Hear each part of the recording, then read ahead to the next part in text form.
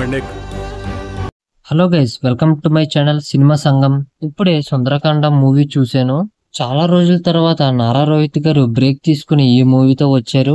ఈ మూవీలో romance, comedy, twist అన్నీ ఉన్నాయా అనేది ఈ వీడియోలో చెప్తాను. లాస్ట్ వరకు చూడండి.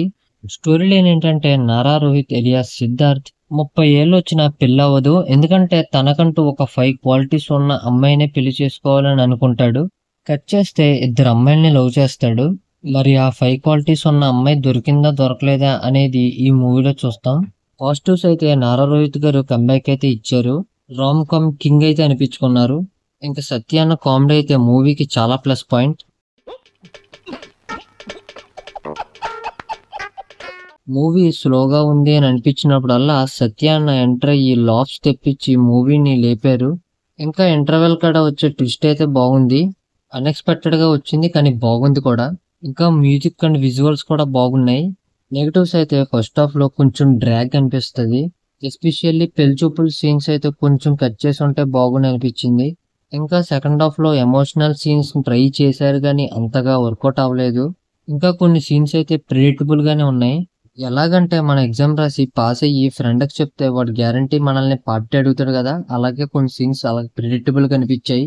పర్ఫార్మెన్సెస్ అయితే నారా రోహిత్ గారు కామెడీని, ఇటు ఎమోషన్స్ ని బాగానే బ్యాలెన్స్ చేసి బాగా చేశారు. బట్ డాన్స్ స్టెప్స్ లో కొంచెం అటు ఇటు అనిపించింది.